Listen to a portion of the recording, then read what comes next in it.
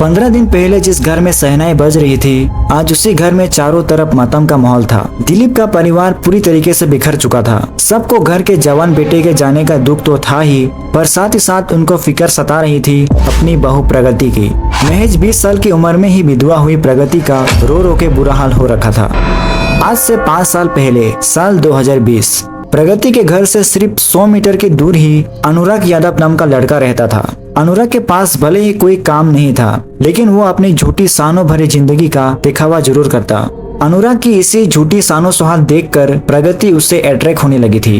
वो ही अनुराग भी प्रगति को पसंद करने लगा। दोनों के बीच शुरू हुई आशिकी इस हद तक बढ़ गई कि प्रगति के कहने पर ही अनुराग ने अपने असली नाम मनोज नारायण को बदलकर ही अनुराग यादव रख लिया था। जब ये खबर दोनों के घर वालों तक पहुंच गई तो प्रगति के घर वालों ने इस रिश्ते को एक्सेप्ट करने से मना कर देते हैं। लेकिन प्रगति अनुराग से ही शादी करना चाहती थी। अनुराग से शादी करने की जीत उसके अंदर इस कदर बढ़ चुकी थी कि उसने एक बार अपनी नास तक काट दी थी।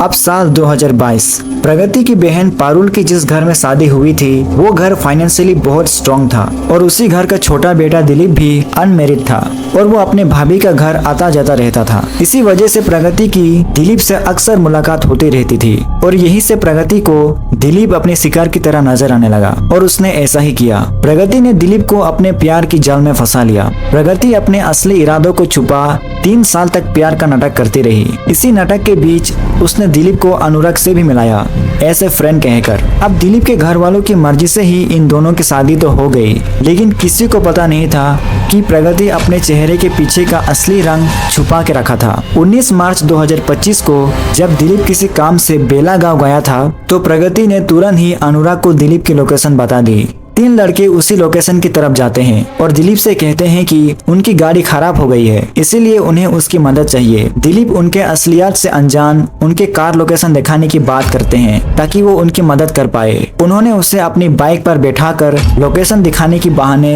दिलीप को गेहूं के खेत में ले जाते हैं। वहाँ पहुंचकर दिलीप चारों तरफ देखता है, लेकिन उसे कोई गाड़ी नहीं दिखती। दिलीप को समझ पाता उससे पहले ही उन्होंने उस पर हमला कर दिया और मारपीट शुरू कर दी और एक देसी कट्टे से दिलीप के सर के पीछे से गोली मार देते हैं। पुलिस इन्वेस्टिगेशन के दौरान सभी को अरेस्ट कर लिया गया है। प्रगति ने दिलीप से कभी प्यार किया ही नहीं था।